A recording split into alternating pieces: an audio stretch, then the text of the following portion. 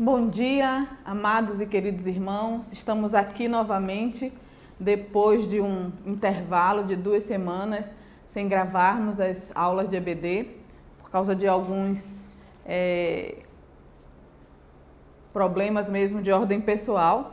Mas agora estamos aqui novamente para dar continuidade a esse estudo que tem enriquecido, que tem nos alimentado de forma tão prazerosa nesses últimos meses, que são o estudo das cartas de Paulo. Estamos estudando a carta de Paulo aos Gálatas, para refrescar a nossa memória, Estamos estudando a carta de Paulo aos Gálatas e na última lição nós falávamos a respeito das obras da carne. Tanto eu quanto o pastor falamos aqui com os irmãos, conversamos um pouco sobre as obras da carne. Então, irmãos, eu não gostaria de deixar de falar sobre o fruto do Espírito que vem no texto logo depois, aliás, é um mesmo contexto. E não poderia deixar de falar com os irmãos a respeito do fruto do Espírito, que é muito importante para nós. Então, eu fiquei incomodada de não dar essa continuidade. E nós vamos então hoje falar sobre o fruto do Espírito ou o caminhar do cristão aqui nos conselhos do apóstolo Paulo para nós. Vamos orar então? Senhor Deus de infinita bondade e misericórdia, Pai, a palavra é tua, não nossa. A palavra é tua, Senhor, e ela deve chegar ao coração dos irmãos da forma que lhe aprouver. Por isso eu te peço, Senhor Jesus, Deus Pai de misericórdia, usa esta tua serva como vaso em tuas mãos, Senhor. Pai, muito obrigada por este privilégio, porque, Senhor, é um privilégio poder falar de Ti. É um privilégio, Senhor, ter acesso ao conhecimento da Tua palavra como esteio, base para a nossa fé. E, Senhor, poder usar os estudos de tantos homens e mulheres que já escreveram, já vieram antes de mim e, Senhor, nos orientam com aquilo que o Senhor também ensinou para eles. Muito obrigada, Pai, por este privilégio. Nós te agradecemos, Senhor, pela presença desta igreja, nesta comunidade. Nós te agradecemos, Senhor, pela vida do nosso pastor, o pastor Heber, sua família. Senhor, nós te agradecemos porque ele tem sido um obreiro fiel, Senhor, e tem nos ensinado, nos fortalecido com a Tua palavra. Por isso, Senhor, nós continuamos colocando esta igreja nas Tuas mãos. Senhor, nós colocamos também a nossa vida, a minha vida, Senhor, diante do Teu altar, para que o Senhor use da maneira que melhor lhe aprouver. Muito obrigada, Senhor, porque o Senhor tem me permitido ser instrumento nas Tuas mãos. Pai, nós te rogamos por cada professor que está nas salas de aula no momento presencial, nesta manhã de domingo, Pai, que o Senhor ilumine as suas mentes, os seus corações, as suas falas, para que os estudantes sejam também iluminados pelo Teu Santo Espírito, para, Senhor, aprender aquilo que Tu queres, que nós ensinemos, que nós aprendamos uns com os outros. Muito obrigada mais uma vez pela oportunidade de estudar e aprender da Tua palavra. Em nome de Cristo, Teu Filho, nós oramos. Amém. Gálatas capítulo 5. E hoje nós vamos estudar os versos 22 a 25 e o capítulo 6, de 1 a 5. Nós já estudamos as obras da carne, é uma lista que o apóstolo Paulo dá, não uma lista taxativa, mas uma lista exemplificativa, E agora também nós, no caso do fruto do Espírito, na verdade, nós temos um fruto do Espírito, A Bíblia, Paulo diz o fruto do Espírito, que se manifesta com 9 características diferentes. Vamos ler então a palavra, que é a nossa base, e mais uma vez eu recomendo aos irmãos que tenham em mãos a sua Bíblia, é muito importante, um papel e caneta para que você possa anotar. Mas, se você está ouvindo esta aula em algum outro momento, que não no domingo, no momento da transmissão, se você está ouvindo enquanto caminha, enquanto dirige, que o Senhor também abençoe a sua mente e o seu coração com as palavras.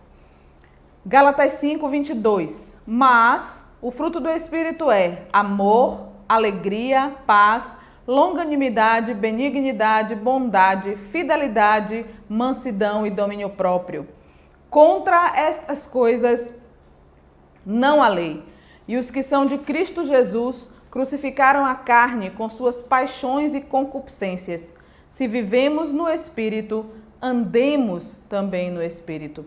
Não nos deixemos possuir de vanglória, provocando uns aos outros, tendo inveja uns dos outros. Que o Senhor Deus aplique a sua palavra em nosso coração. Então, irmãos, vamos começar falando mesmo desse contraste, né? O texto inicia, esse versículo 22, ele inicia com uma conjunção adversativa na língua portuguesa, traduzido do original grego.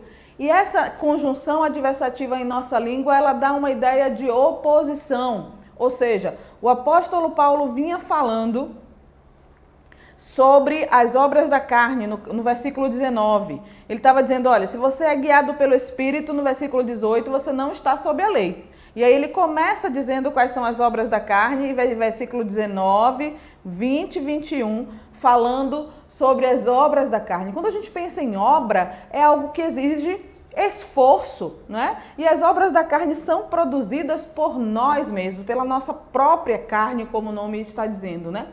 E em oposição, aí ele termina o versículo 21 dizendo, como já outrora vos preveni, que não herdarão o reino de Deus o que tais coisas praticam. Ou seja, aqueles que vivem dioturnamente na prática dessas coisas, né? Aqueles que têm o hábito. Vamos mais uma vez lembrar da língua portuguesa, o verbo no indicativo, também traduzido lá do grego, na língua grega que eu infelizmente não conheço, mas no português o indicativo indica uma ação habitual. Então, os que praticam com habitualidade, né? Essas coisas. E aí ele entra em oposição a isso, contrariamente às obras da carne, contrariamente àqueles que praticam as obras da carne, nós temos o fruto do Espírito. Observe, irmãos, que não é uma obra, mas é um fruto, tá? O fruto é algo que é dado, podemos dizer assim, de graça, né?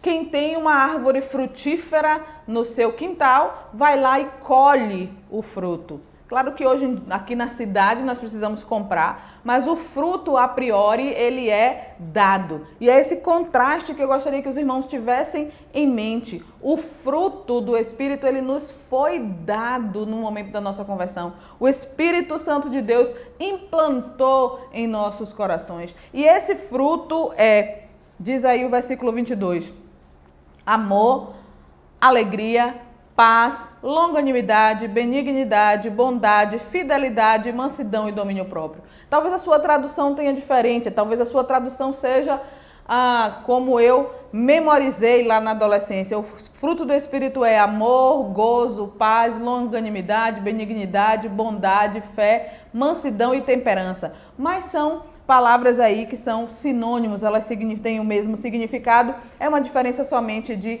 tradução. E o que é interessante no finalzinho do versículo 23 é que o apóstolo Paulo diz, contra essas coisas não há lei. Ou seja, não há nenhum registro que diga assim, olha, você pode amar, mas não tanto. Ou que você pode ser manso, mas não tanto. Não existe restrição, não existe norma que regule o fruto do Espírito.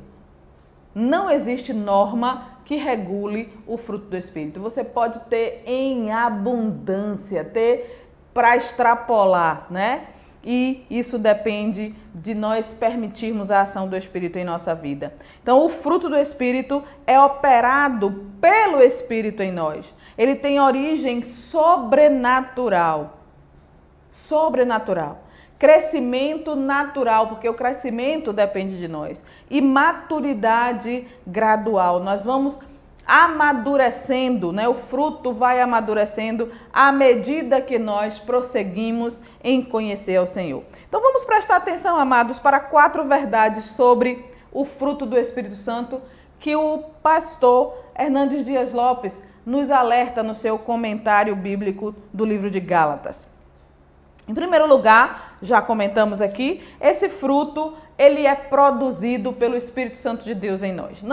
Não há esforço que nós façamos para que alcancemos o fruto do Espírito. Na verdade, ele foi produzido em nós quando no momento da conversão ele é colocado em nós. E por que tem alguns salvos em Cristo que não amam? Porque tem alguns salvos? Porque eles estão distantes do viver no Espírito. Porque eles estão pecando, porque eles estão caindo em pecado. Essas pessoas que não vivem no Espírito ou que falham em alguma das características é por causa da nossa natureza pecaminosa, irmãos. É porque nós não alcançamos ainda a plenitude do Espírito, né? Nós vamos falar um pouquinho sobre essa parte da não plenitude no final da aula hoje.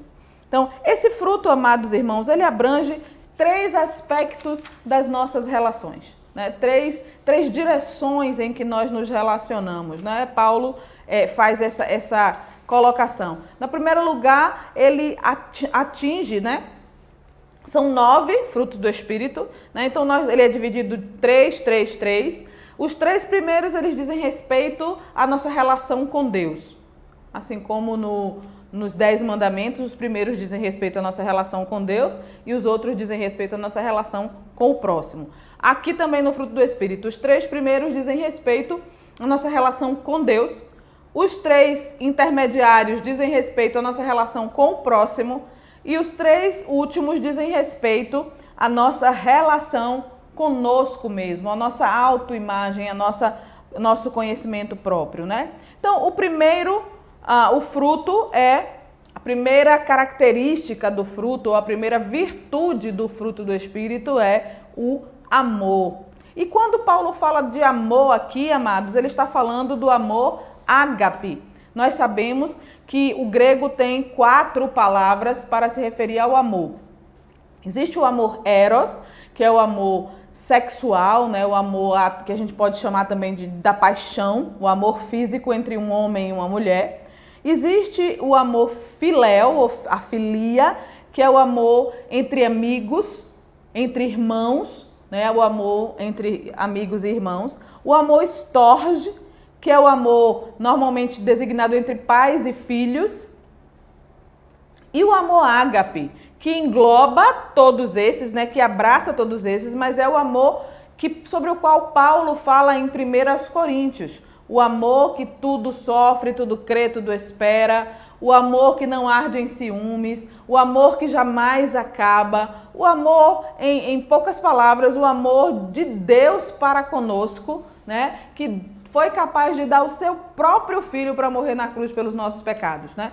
O amor que suporta, supera, suplanta todas as coisas. Esse é o amor que Deus quer que nós tenhamos uns pelos outros e para Ele. E este é o amor que só é capaz de amar quem está em Cristo, porque é o amor que flui de Deus, através de Deus, né? Flui através de nós, vindo de Deus através de nós para o outro. Esse amor só em Cristo nós podemos ter. Então, a primeira virtude do fruto, primeira característica na nossa relação com Deus é o amor, porque Deus é amor e o amor que vem de Deus pode ser transmitido aos outros através de nós. A segunda virtude é a felicidade. Por que essa felicidade ou esse gozo, essa alegria, né, diz respeito à nossa relação com Deus? Porque essa alegria que o apóstolo fala aqui no capítulo 5 de Gálatas não é uma alegria baseada em coisas, não é uma alegria baseada em pessoas, não é alegria baseada em vitórias, não é uma alegria baseada em circunstâncias, mas ela é uma alegria baseada na certeza de que o Deus que promete cumpre as suas promessas. É uma alegria baseada em saber quem nós somos em Cristo. É uma alegria baseada na certeza de que nós somos criados à imagem e semelhança de Deus e que Ele tem um propósito em nossa vida, que está cumprindo esse propósito em nossa vida, seja quais forem as circunstâncias. É essa a alegria que é fruto do Espírito. Em terceiro lugar, a paz. Jesus Cristo disse: dou-lhes a paz, a minha paz vos dou. Não vos la dou como o mundo a dá. Essa paz não é, irmãos amados, somente a ausência de guerra, mas uma consciência da soberania de Deus. Tem um coro que nós cantamos que diz: esta paz que eu sinto em minha alma não é porque tudo me vai bem. Esta paz que eu sinto em minha alma é porque eu amo ao meu Senhor. Não olho circunstâncias, olho o seu amor. Então, essa paz de mesmo em guerra, você sentir uma tranquilidade interior, porque você tem confiança que o que está acontecendo é plano de Deus na sua vida. Essa paz é a paz é a paz que Deus quer em nossos corações, é a paz produzida pela fé em Cristo Jesus, é a paz resultado da nossa relação com Deus. Como José disse que ele tinha certeza, disse aos seus irmãos, né, que ele tinha certeza. Hoje, fazendo o devocional com meu pai, a gente leu esse texto em Gênesis 45. Ele diz aos irmãos: agora, pois, não vos entristeçais, nem vos irriteis contra vós mesmos, por me haverdes vendido para aqui, porque para a conservação da vida, Deus me enviou adiante de vós. É essa convicção que faz um homem que viveu tantos anos longe da sua família, que podia ter o coração amargurado, que podia estar em conflito consigo mesmo, porque seus irmãos o venderam, seus irmãos faltaram pouco para matá-lo, mas ele diz: não fique conturbado, não fique preocupado. Há aqueles irmãos que o venderam, e ele diz isso. Essa é a paz que Deus quer que nós sintamos. Essa é a paz que o fruto do Espírito produz. É essa a paz que o Espírito Santo produz em nós. Então, amados, três aspectos que dizem respeito à nossa relação com Deus: o amor que flui de Deus para nós e através de nós, a alegria ou gozo, a felicidade que nós temos baseada não nas circunstâncias, mas na certeza do cumprimento das promessas de Deus, e a paz com Deus, pela consciência e confiança na soberania dele. Então, as outras três características, elas dizem respeito à nossa relação com o outro, à nossa relação com o próximo. E são, até no sentido das palavras, né? São palavras que elas enchem e preenchem, né? Longanimidade, benignidade e bondade. Essa palavra longanimidade, ela tem uma sonoridade e uma beleza na língua portuguesa, porque até o tamanho dela dá essa ideia de demorar, longanimidade. Então você vai demorar de se irritar, você vai ser longânimo. E aí é que traz a longanimidade, é você ter paciência com aqueles que lhe injuriam, né? Com aqueles que lhe desejam mal, com aqueles que lhe tratam mal. É uma calma interior. A longanimidade é uma habilidade de suportar as injustiças, né? Olhe bem, irmãos, a disposição, diz aqui no comentário da minha Bíblia, a disposição de aceitar situações irritantes e dolorosas. Disposição de aceitar situação irritante e dolorosa. A longanimidade é o contrário do pavio curto. Já ouviram falar no pavio curto? A pessoa que tem pavio curto, às vezes a pessoa nem fez nada e ela está estourando. A longanimidade é o extremo oposto. É o pavio longuíssimo, ou o pavio longo e molhado perto do lugar que explode, porque ele não vai explodir. Ele não explode, ele é paciente. Ele trata com bondade aqueles que lhe desejam mal, aqueles que lhe fazem mal. Ele trata com bondade. Isso é ser longânimo. Não é bela essa palavra? Diga ela. Preenche, longanimidade. E ela dá uma sensação mesmo de calma, de paciência. Eu tenho essa relação com essa palavra em si, né? de que ela traz, no próprio formato da palavra, ela traz todo o seu significado. A benignidade é uma disposição gentil e bondosa. Você conhece alguém que seja gentil e bondoso? Você conhece alguém que sempre seja gentil e bondoso? Alguém que trate os outros sempre com amabilidade? Alguém que trate os outros sempre com gentileza? Tem uma máxima nos nossos dias que diz: gentileza gera gentileza. Mas o apóstolo Paulo já disse isso lá atrás, o Espírito Santo de Deus já disse isso antes, né, que o mundo fosse mundo. Porque se é um fruto produzido pelo Espírito, ele fazia parte do nosso ser original, que foi quebrado pela queda. Né? Então, o ser gentil é parte de quem Deus quer que nós sejamos. Às vezes nós tratamos um ao outro com tanta brutalidade, porque nós estamos tão envolvidos com o corre-corre do dia a dia e não temos tempo para olhar nos olhos daquele que nos cercam. Como é bom você olhar nos olhos de alguém. A pessoa se sente importante, valorizado, quando você senta e olha nos olhos, quando você abaixa e olha nos olhos, quando você cumprimenta e olha nos olhos. Ser gentil, a bondade, a benignidade é uma disposição gentil. E aí você vai dizer, mas então é uma redundância quando a Bíblia fala em benignidade e bondade? Não necessariamente, porque a bondade é uma atitude ativa. A benignidade, ela sempre ajuda, ela está ali para ajudar. Já a bondade não. A bondade, ela pode corrigir, ela pode reprovar, ela pode disciplinar, sendo bondosa. Ela é gentil e corrige.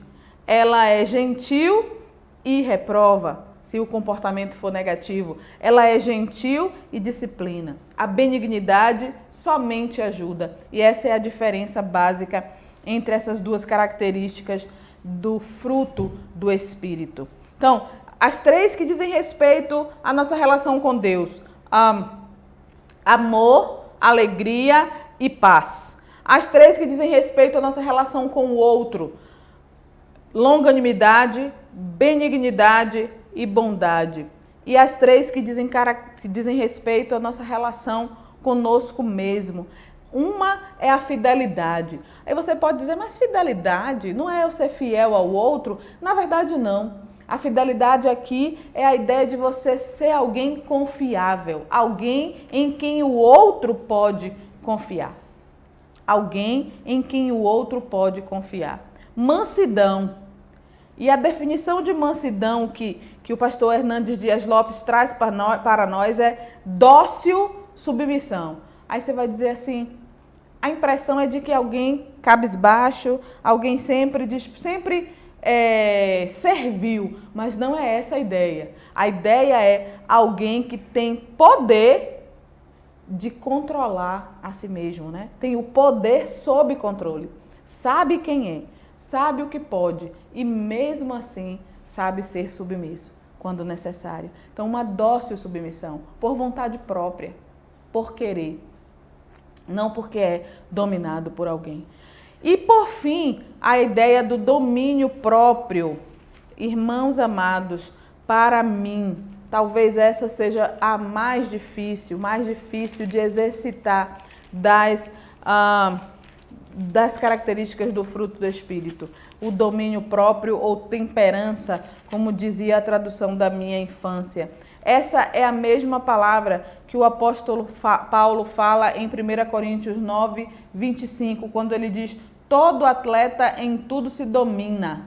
Todo atleta em tudo se domina. É a mesma palavra no grego que é usada lá, é usada aqui. Um atleta, para alcançar seus objetivos, ele precisa de ter domínio do seu próprio corpo. Hora de dormir, hora de se alimentar com adequação, a hora de fazer os exercícios. A mesma coisa nós cristãos. Então, o domínio próprio é você ter controle das suas emoções, controle dos seus sentimentos, controle dos pensamentos até, controle do seu próprio corpo, dos seus desejos, das paixões que vêm sobre nós. É normal ter desejos e paixões?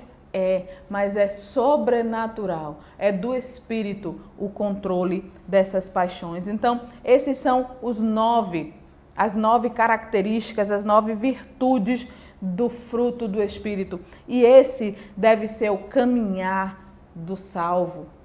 É assim que diz em Gálatas capítulo 5, e ele diz no versículo 24, e os que são de Cristo crucificaram a carne com suas paixões e concupiscências. Então, o segundo ponto que nós queríamos falar com os irmãos, os salvos crucificaram a carne. Os que são de Cristo crucificaram a carne. Irmãos, pensem na crucificação. O que era a crucificação? Era a morte de alguém de maneira hedionda, de maneira terrível. E o apóstolo Paulo está dizendo aqui, que foi isso que nós fizemos em Cristo, não pela nossa força, mas em Cristo. Nós colocamos a nossa carne no madeiro. E esse verbo que está dito aí, crucificaram, ele está em português no pretérito perfeito, que é um tempo que significa uma ação completada no passado, uma ação que iniciou e terminou no passado. Então, em Cristo, no momento que nós cremos em Cristo como Salvador, essa nossa carne foi colocada na cruz junto com Cristo. Ela foi crucificada, a ideia aqui é de morte da carne. Essa ação completa no passado. Gálatas 2, verso 20 diz, já estou crucificado com Cristo e não sou mais eu quem vive, mas Cristo vive em mim. E esse viver que agora vivo, tenho na carne, vivo pela fé no Filho de Deus, que me amou e a si mesmo se entregou por mim. Né? Não vivo, não mais eu, mas Cristo é quem vive em mim. Romanos 6 também diz,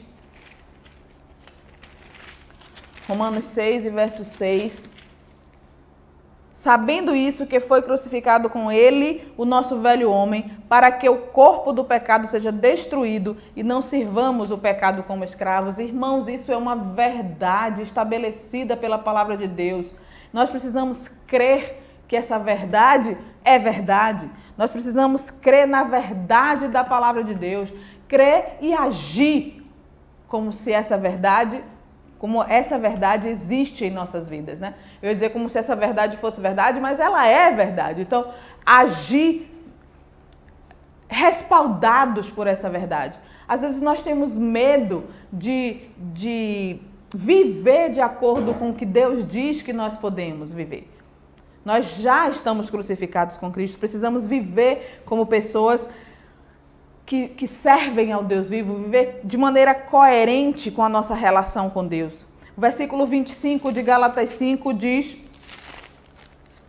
se vivemos no Espírito, andemos também no Espírito. Os salvos precisam viver, como eu acabei de falar, de forma coerente a nossa relação com Deus, meus irmãos. Se vivemos em Espírito, andemos também no Espírito. Ou seja, uma ação contínua. Andar é uma ação contínua, habitual. É um movimento com sentido, direção e qualidade. Andar no Espírito significa se movimentar com o Espírito de Deus guiando as nossas vidas. Significa viver cada dia, significa andar continuamente, praticando esses 9 frutos que já foram colocados em nós, já nos foram dados gratuitamente pela cruz de Cristo. E é isso que nós precisamos fazer, exercitar. Não nos deixemos possuir de vanglória, provocando uns aos outros, tendo inveja uns dos outros. Os salvos vivem de forma coerente em relação aos irmãos. Olha o que Paulo está alertando aqui os irmãos lá do primeiro século. Não nos deixemos possuir de vanglória. O que é vanglória, irmãos? É o orgulho. Nós não somos melhores do que os outros ao nosso redor. Nós não somos melhores nem mesmo do que aqueles que caíram em pecado. Pelo contrário, nós somos tão pecadores quanto. A nossa régua, o nosso padrão não deve ser o irmão que está do nosso lado, mas a nossa régua, o nosso padrão é Cristo. E quando nós nos comparamos com Cristo, nós estaremos sempre em desvantagem. Estaremos sempre buscando alcançar aquele padrão que é maior do que nós. E é isso que nós devemos perseguir, o viver em espírito, ser semelhante a Cristo. Vamos ler agora o capítulo 6, versos de 1 a 5. Irmãos, se alguém for surpreendido em alguma falta, vós que sois espirituais, corrigi-o com espírito de brandura e guarda-te para que não sejas também tentado. Levai as cargas uns dos outros e assim cumprireis a lei de Cristo. Porque se alguém julga ser alguma coisa, não sendo nada, a si mesmo se engana. Mas prove cada um o seu labor e então terá motivo de gloriar-se unicamente em si e não em outro, porque cada um levará o seu próprio fardo. Na sequência do que Paulo está dizendo, os irmãos sabem, já foi falado aqui pelo pastor e muitas outras vezes também, que o texto bíblico original ele não era dividido em versículos e capítulos. Então, esse texto do capítulo 6, verso 1 é uma sequência do que Paulo vinha dizendo no versículo 26. Ou seja, não nos deixemos possuir de vanglória, provocando uns aos outros, tendo inveja uns dos outros. Mas se alguém for surpreendido em alguma falta, irmão, se alguém for surpreendido em alguma falta, vós que sois espirituais, corrigiu com espírito de brandura. Amados, todos nós estamos sujeitos a cair. O apóstolo Paulo diz em outro texto, aquele que está em pé, cuide para que não caia. Isso é um alerta, ele está dizendo aqui, ó, se você for surpreendido, se o irmão for surpreendido, não é aquele irmão ou pessoa que vive na prática do pecado, mas alguém que por um deslize, como qualquer um de nós está sujeito, cair em pecado. E aqui Paulo está nos alertando a nós todos pela possibilidade da queda. Por isso nós temos que, como a Bíblia diz, vigiar, estar atento, né? O apóstolo Pedro diz, esteja atento, vigiai o diabo, vosso adversário anda em derredor de vós buscando a quem possa tragar. Então ele está ao nosso redor buscando a quem possa tragar. E às vezes ele consegue nos tragar. Ou às vezes a nossa própria carne não consegue nos derrubar. Ou às vezes a cobiça dos olhos, a soberba da vida consegue nos derrubar. E aí o apóstolo Paulo está exortando, olha, você que é espiritual, você que não caiu, você que está de pé, trate com brandura aquele irmão que caiu. É possível que alguém caia ao seu redor. É possível que alguém ao seu lado, alguém que você admira até, caia. E como eu devo tratar aquele meu irmão amado que caiu? E aí Paulo diz então que a solução é o confronto amoroso. Ele diz, corrigi-o com espírito de brandura. O confronto amoroso, não é? Ele fala aqui que o confronto é para restauração. Você vai confrontar, corrigir, com o objetivo a restaurar, né? A palavra brandura, aqui o espírito de brandura, é a ideia de mansidão. É a mesma palavra que acontece aqui no versículo 23 do capítulo 5. É o fruto do espírito aí, mansidão, que está em vigor. Desculpa. E é essa ideia que o apóstolo Paulo tem no coração quando ele fala aqui no espírito de brandura. É a ideia de falar em amor, de tratar o outro com amor, com cuidado, porque ele caiu, mas o nosso objetivo não é empurrá-lo para mais dentro da lama. Pelo contrário, nosso objetivo é lhe dar a mão. Irmão, você está vendo alguém que caiu no mar e está se afogando. A pessoa descuidou-se na beira do barco e caiu. O irmão vai jogar a boia para salvar ou vai jogar uma pedra? Por óbvio que nós vamos jogar a boia para salvar. E é essa a ideia. Nosso irmão caiu no mar. Então, nós precisamos jogar-lhe a boia para que ele chegue ali. Então, precisamos tomar algumas precauções também nesse confronto. Precisamos ter cuidado, humildade. Paulo diz, ó, guarda-te, no versículo 1, guarda-te, para que você também não seja tentado. O guarda-te aqui, irmão, não é se afaste dele, não é isso não. É você cuida, trata, confronta para restaurar. E a ideia que Paulo transmite aqui para nós é a ideia de que você não fica pensando assim, eu sou melhor do que ele porque eu não caí. Eu sou melhor do que ela porque eu não caí. Não, irmãos, Isso aí você já está caindo. A ideia é, Senhor, tem misericórdia de mim para que eu não caia. Senhor, cuida de mim para que eu não caia, Pai. É essa a ideia, a cautela e a humildade, a consciência de que você, de que eu, somos tão pecadores quanto aquele que caiu. E aí, Paulo também dá uma ordem, né? Uma ordem aqui necessária. Ele dá uma ordem que essa ajuda que nós vamos prestar ao irmão ou aos irmãos ao nosso redor, não somente aquele que cai, que é uma ajuda prática. Paulo diz aqui, levai as cargas um dos outros e assim cumprireis a lei de Cristo. Em João 13, Evangelho de João, capítulo 13, e versos 34, Jesus Cristo diz, novo mandamento vos dou, que vos amei uns aos outros, assim como eu vos amei, que também vos amei uns aos outros. Nisto conhecerão que sois meus discípulos, se tiverdes amor uns pelos outros. E esse amor é traduzido em ação quando nós levamos as cargas uns dos outros. Não basta só você dizer, eu te amo, meu irmão, e o irmão está passando por um problema e você não ajuda. Não basta só dizer, irmão, eu vou orar por você. Não basta só dizer, não bastam só palavras. É necessário o acolhimento, um abraço até que seja, uma palavra de conforto sim, mas também uma ação, uma ajuda financeira se for o caso, uma ajuda de levar para um hospital, uma ajuda no sentido de ir à casa saber o que está acontecendo, sentar para conversar, emprestar o seu ombro, uma ajuda prática, é uma ordem que Paulo nos dá. Levai as cargas um dos outros. Às vezes o fardo, a carga está tão pesada e ninguém se mostra disposto a ajudar. Nós precisamos uns dos outros. Nós somos irmãos, né? Quando a Bíblia nos chama de irmãos, não é à toa. Irmãos, eles vivem e eles partilham. E nós precisamos exercitar o partilhar um com o outro. É isso que Deus quer de nós, que nós partilhemos, que nós ajudemos uns aos outros. E aí Paulo continua então nos dizendo que nós precisamos ter cuidado ao nos examinar, ao olhar para dentro de nós mesmos. No versículo 3, se alguém julga ser alguma coisa, não sendo nada, a si mesmo se engana. E aí volto a dizer aos irmãos que a nossa régua precisa ser a régua de Cristo Jesus. O nosso padrão é Cristo, o nosso padrão é Deus.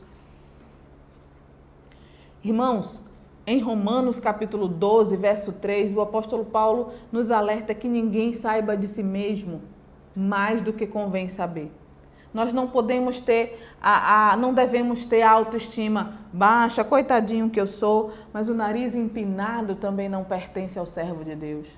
O servo de Deus, ele sabe que ele é pecador. Ele sabe que é a misericórdia de Deus que o sustenta. Ele sabe que o que ele tem é pelo amor e pela misericórdia de Deus em sua vida. E ele não carrega soberba como uma das suas qualidades. O servo de Deus, ele entende quem ele é em Cristo, o seu lugar de imagem de Deus, mas uma imagem que foi quebrada pelo pecado e que precisa de Cristo para ser restaurada. Então, ninguém saiba mais de si do que convém saber, porque ele diz assim, ó, se você fizer isso, você está se enganando a si mesmo. E quem é mais tolo do que aquele que se engana a si mesmo, irmão amado e querido?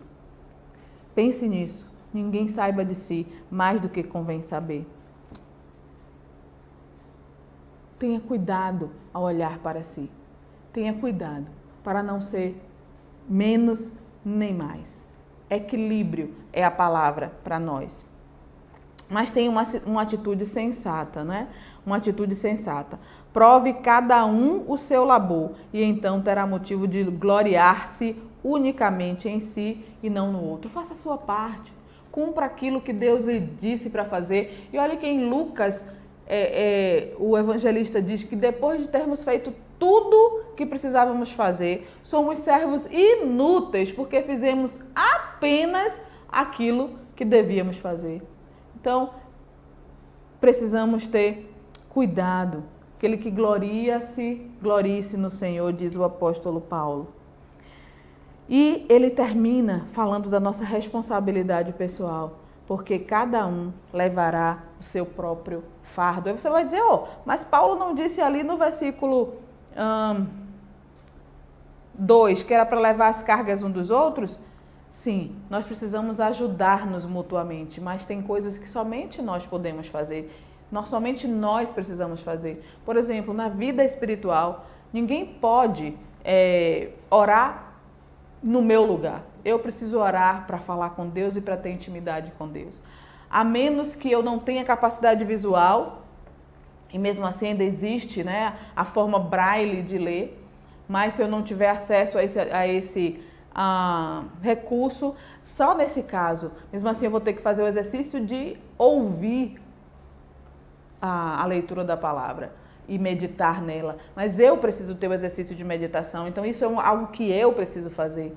No meu relacionamento com os meus filhos e netos, eu preciso fazer. Existem coisas na minha vida, tanto no sentido secular como no sentido espiritual, que somente eu posso fazer. O outro não vai fazer por mim. Então é nesse sentido que Paulo diz, cada um levará o seu próprio fardo. É a questão da responsabilidade pessoal, da autonomia pessoal que nós precisamos.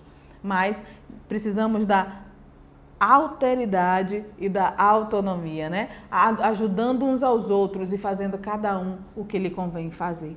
Irmãos, é muito importante. Como a igreja, ele está falando aqui a irmãos em uma igreja. Entenda isso como irmãos de Sinai, irmãos da Igreja Batista Sinai. É assim que vocês devem agir uns com os outros, porque essa é a comunidade terapêutica que o Senhor Deus quer que a sua igreja local seja. Que a igreja seja uma comunidade que cuida um dos outros, uma comunidade que exala e vive cuidado, porque isso também é viver no Espírito. Irmãos amados, que o Senhor Deus nos abençoe, que nós possamos praticar aquilo que tem sido ensinado por séculos, né? Que tem sido pregado da palavra, que foi escrito e deixado do coração de Deus para nós. Que nós possamos viver em Espírito e não cumprir as concupiscências da carne. Que o Senhor Deus nos abençoe. Pai querido e amado, Deus de infinita misericórdia, muito obrigada, Senhor, mais uma vez, porque o Senhor deixou a Tua palavra para nos orientar. Ó Deus, tem misericórdia de nós, Pai. Não permita que nós sejamos soberbos, Pai. Não permita, Senhor, que nós pensemos que é pela nossa força, porque, Senhor, eu sei que não é pela minha força. Eu sei que se não fosse a Tua misericórdia, Senhor, eu já não estaria mais aqui. Pai, muito obrigada porque o Senhor me amou primeiro. Muito obrigada, Senhor, porque o Senhor me tirou das trevas para a Sua maravilhosa luz. Usa-me, Senhor, como vaso nas Tuas mãos. Em nome de Cristo eu te peço. Amém. Amém.